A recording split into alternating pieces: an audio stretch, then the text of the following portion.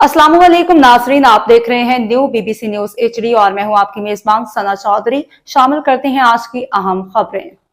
संजोरू report. Munawwar Ali पानवर Arshad उर्फ अर्शु के पुरस्कार फोत होने का मामला। कोटकाड़ी बरादरी के मचलते हुए लोगों ने तजाजन शहर बंद करा दिया। शहर में मुकम्मल शटर बंद हड़ताल।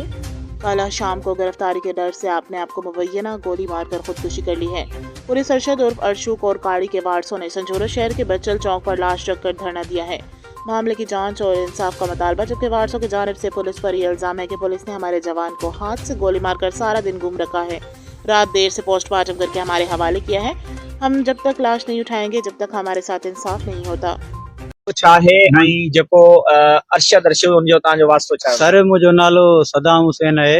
ठीक है, ज़ात जो कोरखानी बरोच है। मुझो सौट है नंढो। ठीक है, तकरीबन सुबह 10 बजे को रांगड़ छोकरो मुज़मिल उन गड ओताक ता निकता आहिनि। ठीक है, चऊं असीं वञूं था कुकुड़ खणण लाइ, त यको गुम थी वियो आहे। हींअर असांखे मीडिया जे तौर ख़बर पई आहे त हुन ख़ुदकुशी करे छॾी आहे।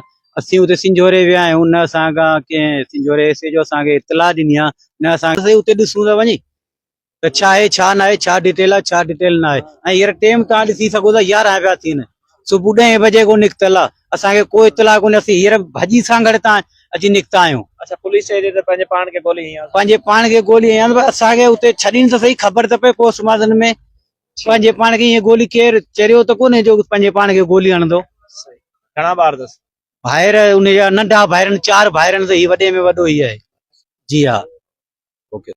मुझो नालो सदाम हुसैन कोरखानी है। ये मुझे नंढो सौट है। ठीक है, ये कल तकरीबन 10 बजे उताक ता अची मुज़मिल छोकरे चएसि हलिया हलूं पाण हली कुकुड़ खणी अचूं। आउं उते ई वेठो हुआ, कोई गॾु विया आहिनि। असांखे माण्हुनि जे मुताबिक़ जेके असांखे रिपोर्ट मिली आहे, चऊं हिननि खे 8 मील तां खयों अथनि। 8 मील तां खणी वञी चवनि था उते कनपटी इन मोरी ते हिननि खे गोली हई अथनि। वरी मीडिया ते हलायो, हीअ त किसो पियो हलंदो। असांजो इहो ई मुतालो आहे एस जो सिंजोरो खे गिरफ़्तार कयो वञे ऐं गॾु मुज़मिल खे। ठीकु आहे न। ऐं न त असीं धरणो कोन ख़तमु कंदासीं। हितां हींअर धरणो जे असांखां मुतालबो न थियो त असीं सां गॾु वञी बंदि कंदासीं। वॾो जी वरी तकरीबन 10:30 बजे मुंहिंजे उतां खां आयो छोकिरो हुयो, रांगड़ हुयो, वठी हिनखे वियो।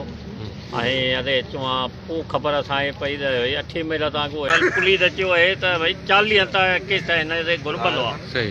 घुरबलो आहे, पर हाणे उहे ज़ाहिर त कोन कया, रुॻो ईअं बसि ईअं ई मारे असांजे खणी शहीद करे छॾियो आहे।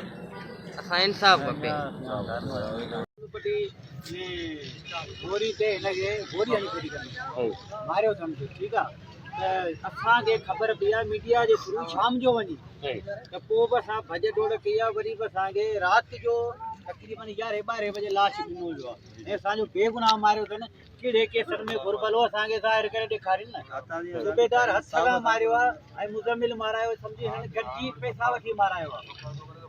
ऐं एस जो चइबो आहे हिन ख़ुदकुशी कई आहे, मीडिया ते हलाए छॾियो आहे ख़ुदकुशी कई आहे।